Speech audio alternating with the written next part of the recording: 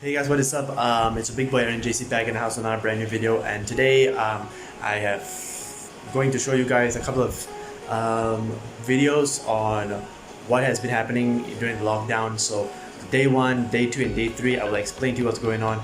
In the meantime, I hope you guys enjoyed this video. Stay awesome. Thank you for tuning into this video, and I hope you guys will like my content. Leave a like, share, subscribe, and I'll see you all soon. Bye bye. Alright guys, so what you're about to see is basically this is what happens when the lockdown is in place. The nationwide movement for the COVID-19 outbreak in Malaysia has been considered a go. So, well, basically all shops are closed and no one is allowed to open up their businesses during this time. But we can actually go out to, like, get provision like food, water, and groceries, and get medicine and medication and all that. That's fine. But when it comes to lockdowns like these, most restaurants are usually closed and they're only open for takeaways and not for sitting down and for eating on the spot. Well, it's good to see the fact that on the first day itself that people are taking this seriously in Ipoh, and people are doing their best to make sure that they prevent the virus from spreading. Well, I thank God that actually something like this is actually done pretty well. Well, most of the shops and businesses are closed. It's okay, but it's only just for 2 weeks, and I hope that this will continue up until the 31st of March. And we move on to here. Here's basically a glimpse of what you actually see around the area. This is how it looks like when everything's closed. It's very quiet, it has less movements, and basically nothing's occurring. No one's walking around. There are cars that parked right there, but that's like for small businesses, like for pharmacists and so forth. There are plenty of notices that tell people that, hey, we are closed during the COVID-19 lockdown. And yeah, like you can see right here, it's just pretty empty. Nothing here is open. I mean, literally legit nothing. Not today, nothing's open, nothing is in business, movement or anything. But you can clearly see that the people are taking their precautions pretty well, and some restaurants are even closed for their entire duration. Well, I guess maybe they want to take a break, or maybe because they're too afraid of the lockdown or the outbreak, so they just want to take a day off, or maybe a few days off, or maybe completely after the 31st of March. Most of them are closed. As I film more, I guess you can kind of understand and get a glimpse of what it looks like when a lockdown is in place. Well, there are some businesses that are effectively open, like maybe some food stalls, but nobody can go in, as I say. Now day 2 progresses, and yeah, in day 2 I actually travel to see everywhere, and I went to Silibin area and Buntong area and a few places in town just to show you guys how it looks like. It's a bit long, so I fast forwarded a little bit. Well, in Lim Garden area there's practically very little movement, and Maxwell Road there's not a lot happening. And then once you go over the highway and so forth in Gunung Choro, sorry, in Government Hospital there's nothing. Then Ashby Road there's nothing. Actually, I will be very honest, everything here is crazy. Even Canning Garden area is like way empty, and Hollywood restaurant is also very empty. Everywhere here in Ipoh Garden South is just slow driving. Everything here is great in the sense that everybody's following the rules. Of course, there are some people who try to go against it, but they should understand that this is actually pretty good for us, because there's no traffic, thank the Lord God for that. It's very slow moving, it's very simple, nothing crazy is happening. And yeah, I mean, you can tell, I mean, even though there are cars on the street, I mean, maybe they want to go get their provision, or maybe they're out of stock somewhere, but they do have pretty good movement. I mean enough for people to actually go for a drive, or maybe just look around, or maybe just get their provision and go home. During lunch hour it's a bit packed, but I think it's because they want to get some food outside, so that's quite okay. They just want to get their food and get out.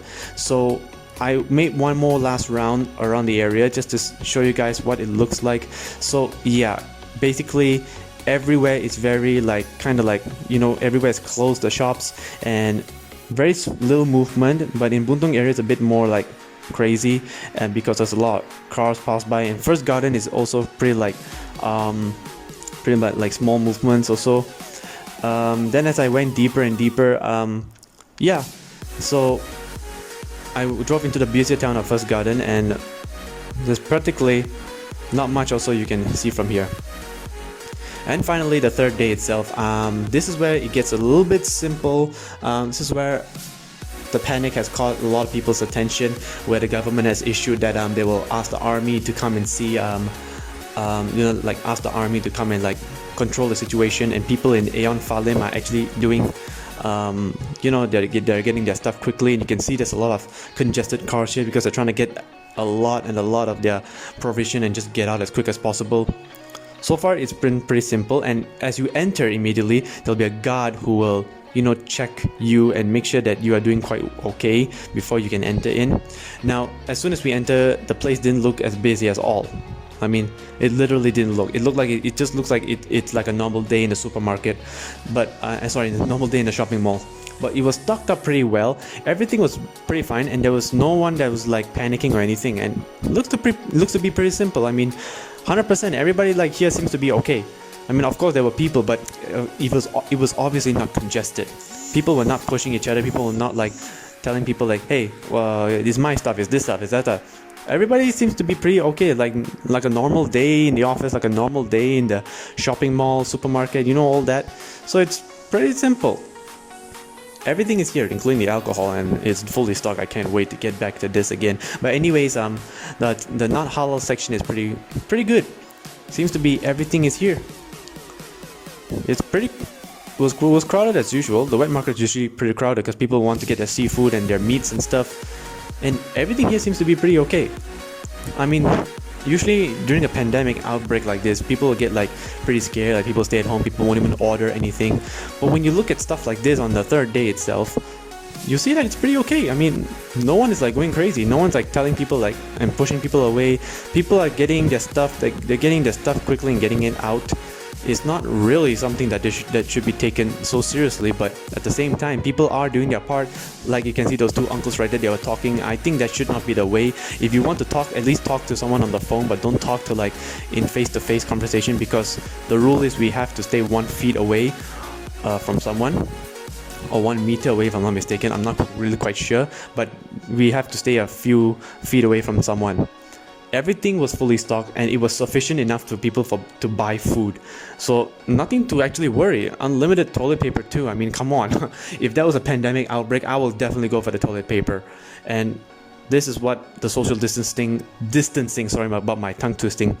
That's what they're trying to tell people, is you have to distance yourself away from certain people, because you don't know what could happen. Maybe they could carry the disease or something, or carry the virus of some sort. So in this situation, it doesn't seem so bad. I guess it's pretty okay. Everything seems fine. This is giving a lot of opportunity for the OKU people and the elderly people to pass through, including the pregnant women, so that they can cash out their stuff quickly. And everything is well protected. Everybody's wearing a face mask. They're working very fast to get the stuff out as quick as possible. No hand touchings and all that. So they're being very, very careful with however you touch. And overall, it looked like there wasn't any panic in buying stuff here. It looked like a simple day, like a normal day. People just come here, but there will be military steps around here after 7 p.m. because we have a curfew. Alright guys, I hope you enjoyed that video. I thank you guys so much for following me on this journey.